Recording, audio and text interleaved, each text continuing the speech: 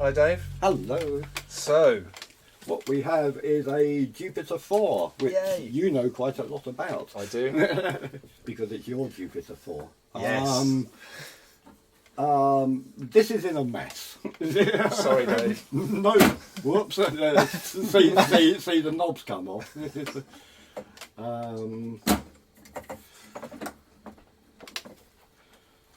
Look at that. Now, its main problem is I just removed the entrails.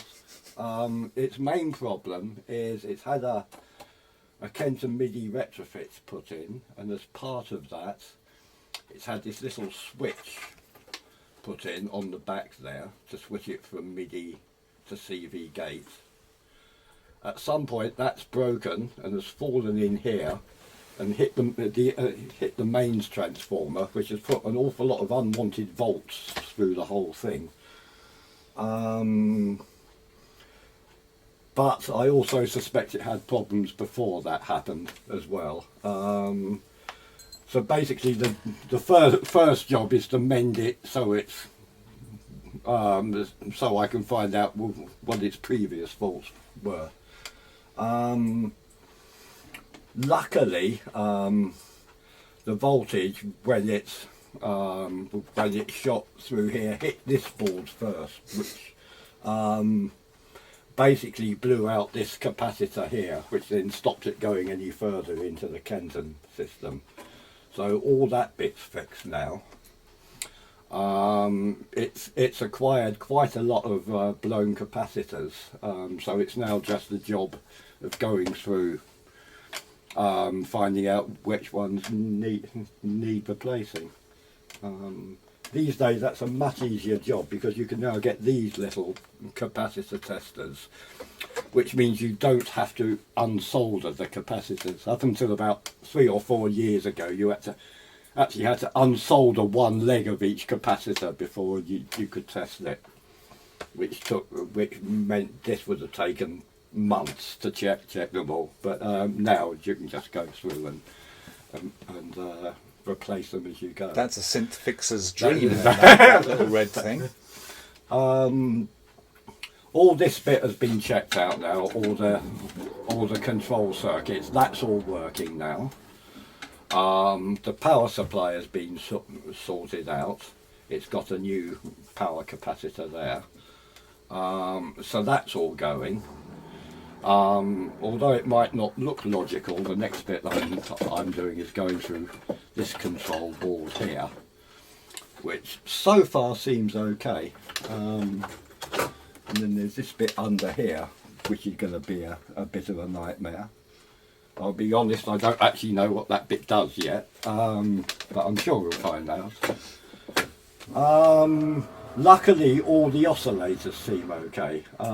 This is 4-note polyphonic, and it's got 4 oscillators. But whereas normally you would get a chip, you've got a whole board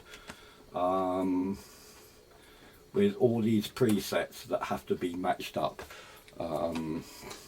So what are those on the top there? Those white these plastic actually bits? set there to make sure each of your four oscillators sound the same.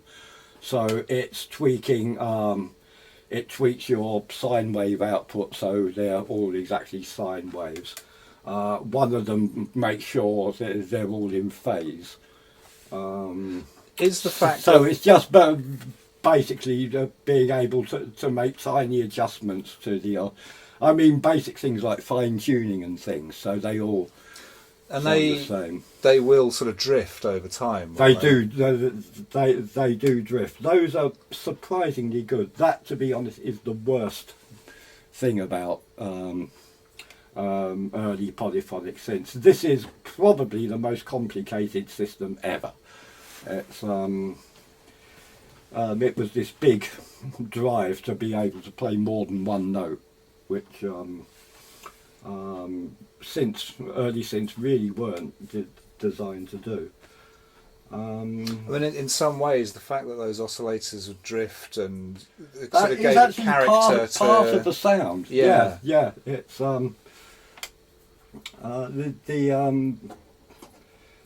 the other board here, the extra one, the fifth one is the effects. That's basically the chorus and controllers for these oscillators. This bit here makes sure that when you press a note, the first note you hold down will go to that oscillator. The second one you hold down will go to the second. That actually controls all that. Just before it yes, and make sure it all goes to the right. I noticed one of the things that happened is you'd start playing a note, and the first two notes would be in tune, and then the third one would be like in completely off, and then the fourth one would be all right. Yeah, it's very peculiar. Yeah, so that's one of these will need tweaking. The other problem here is when the Kenton MIDI retrofit was put in, they actually managed to put a screw through the circuit board underneath. Now I don't know if that affected the sound. I've not actually heard this working, so I don't know if that was causing a problem or not. But that's easily fixed these days. You can now get these wonderful pens, which are like conductive paint in a felt tip, which again are a synth mender's boon. Little repairs, you can just draw in a new track, and half a minute later it's conductive. This has also got, now you know about this, this has got all these presets on the front. Yeah. And you have a story about this, about how... Oh. My moment of shame. Your moment of shame. Yeah, I wrote about this synth. I used to write for Future Music, and I just after I bought this, I wrote a sort of retrospective piece about it, and I described the presets as stupid, and then the then CEO of Roland actually wrote to the magazine complaining because he was the lead designer on the Jupiter-4 and he had programmed those sounds, and I honestly had sleepless nights after that. I felt so ashamed of myself. Yeah, the thing that people find really odd is the fact that they're on the front and under there, which seems really daft, but except when you think that it's actually designed to sit on top of a Hammond organ, in which case when you're playing they're all there at eye level. So that made absolute sense. Yeah, but if you're a kind of arch synthesist and you sort of stood next to it, you kept changing the sounds with your thighs. Yeah. yes. If you have it as people have them now on a slope thing, it's down there somewhere. It's again, you can. There's a board we can't get to at the moment under there, but you can, to a certain extent, tweak all those preset sounds. Oh. Because they're all on a separate board underneath, with more of these fine adjusters. So you can actually change the sounds a bit. The danger is you can make them sound really horrible and never get the original one back, which is risky biz. Yeah. So that's it so far. Great. So what sort of state is it in now? Is it playable yet? The state, it's not playable yet. If plugged in, it will whimper pathetically. That I'm not quite sure what. Like I say, it's quite a big job. I'm just going through and checking all the capacitors first, because they're definitely they definitely need checking out. Some because of the short circuit, but some just through age. Sure. And it's been mended before, hasn't it? You were saying it's been mended. I imagine it looks. I can see half a dozen so far definite bits of mending or modification. There's one here that someone actually that people often worry about, is the transformer is looking a bit manky and grotty.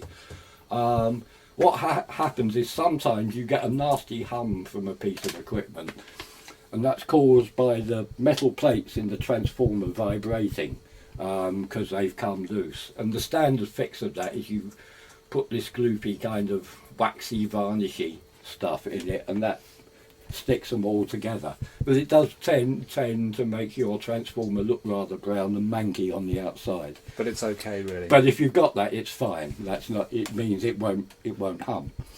So, These synths are. They've been. I mean, I paid 250 quid for this, I think, in the 90s. But now they're through the roof. Aren't yeah, they? they're absolutely through the roof. One in this condition is well over 1,000, even not working. You know, it's sadly they're actually even a fully working one is actually worth more as spare parts than as a synth, which is rather a shame because people are tending to just buy them and break them up, which is. But yeah, yes, it's one of the more complicated synths ever, and I love them. They're really nice. I wish I saw more of them. I wish I had one. Well, I'm certainly looking forward to this particular project being completed for obvious reasons. Yeah, it's unfortunately the thing I had to change is that there was this fuse here was still working and intact, but it had lost all of its glass around the outside, and it was just a piece of wire soldered between, which sadly I had to change. But it was just go to show how well built they are. Beautiful machines. What do you reckon? How much longer do you think this is going to be in the Dave's surgery? It's hard. I'm trying to get you on film here. It's hard to say. It really is. It depends. I'd have checked out all its passive components by the end of this week, and then we work on the.